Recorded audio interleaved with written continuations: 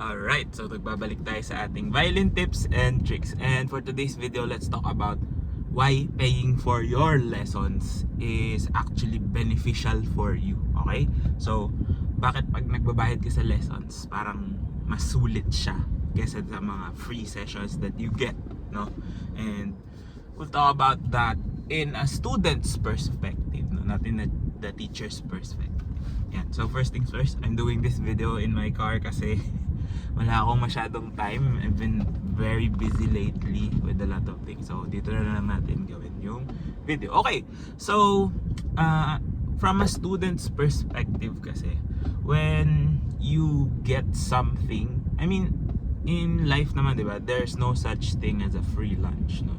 Sabi nga natin, not everything is actually free, no? Sometimes yung mga nag-offer ng free lessons, baka kulang-kulang yung matutunan mo, or it's not going to be sufficient enough for you to actually learn a certain craft, no? May mga ganon. I'm not saying na hindi kami nagbibigay ng mga ganitong input, no, ng mga libreng lessons. Of course, for people who are worthy, we actually give out free sessions, diba? So mga trial lessons, mga ganyan, minsan nagpapascholar tayo ng mga students. Pero if you really want to learn the instrument, no, kahit anong instrument pa yan, I think paying for lessons is actually doing you more good. Why? No. So number one is you're becoming more accountable. Kasi when you give something and get something in return, 'di ba? Mas nafi-feel mo na I paid for this, so I have to be accountable.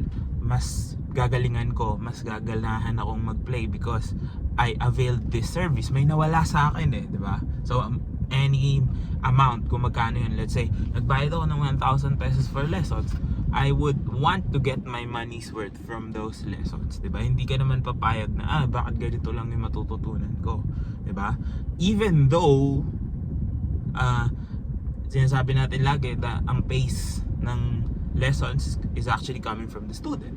Pero kasi kung mas ginaganahan ka mag-lessons, mas motivated ka mag-lesson because you paid for it, because you sacrifice something aside from your time and effort, no? Merong monetary value na katapat yung pagle-lesson mo. Medyo mas kailangan mong maging accountable na hindi masayang yung binayad ko. Parang gano'n, di ba? So it's more of a challenge for a student than, lagi ka na lang hihingi ng free lesson kung kani-kanino, or you tap other people, lesson mo naman ako for free, ganyan. Diba? Parang it has more depth to it. You actually understand it better. Parang mas gaganahan ka, mas ma-excite ka, no? Some people really get excited when they first start out, no? Na nagle-lesson sila and they're paying for it. And of course, yun nga, another thing is you get you're paying for the person or your teacher's time and effort and energy, meaning he or she has to give you that same level, no, of time, effort and energy. Because alam mo, minsan kasi hindi mo rin masabi. That's why a lot of teachers na hinihinga ng free sessions won't do it. It's not because they're selfish. It's not because they don't want to share their skills, energy, and talents. It's just that they have to prioritize earning a living through their craft. Kasi nagbayad din naman sila, diba? They learned this craft not just on their own. They can get to a certain level if they didn't get the mentorship or the support that they needed.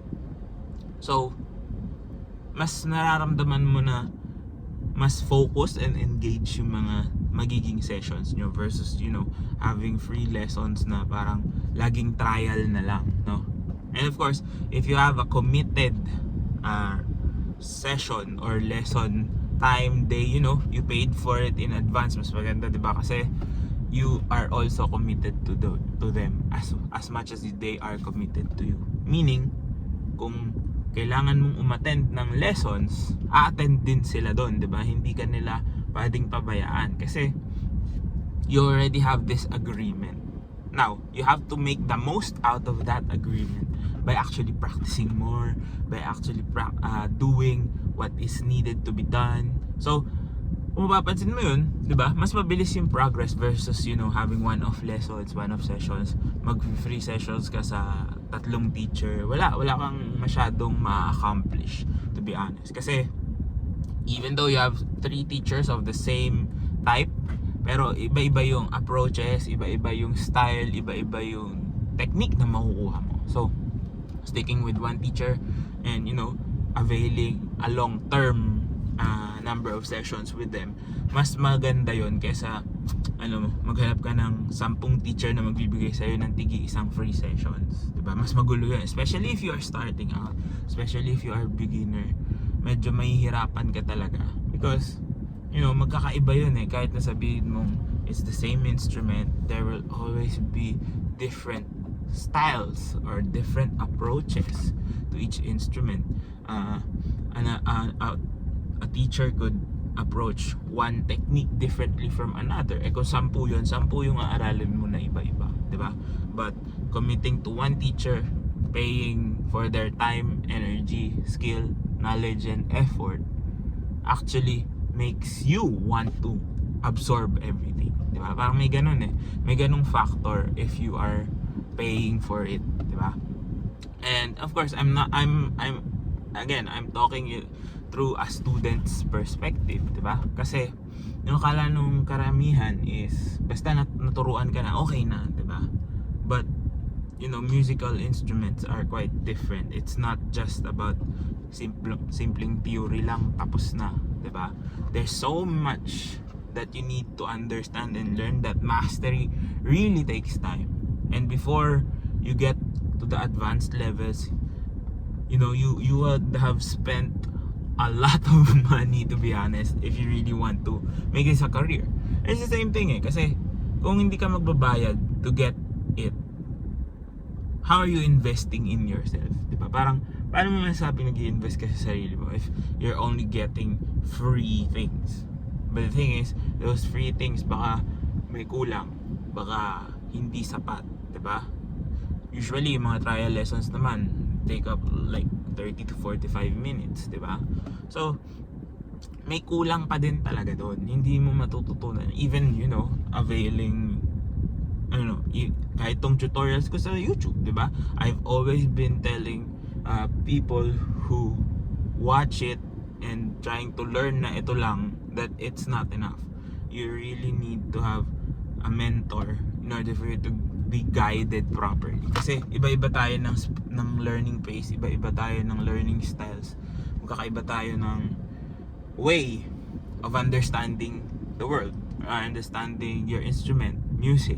So, in general, it's really, really a good recommendation to actually avail lessons. It's something that you can be proud of na, nag-lesson ako ng ganito. Ito yung natutunan ko. It's investing in yourself. And especially for a lot of people kasi I've been getting a lot of messages na gusto nilang gawing career to, but they don't have the funds for it.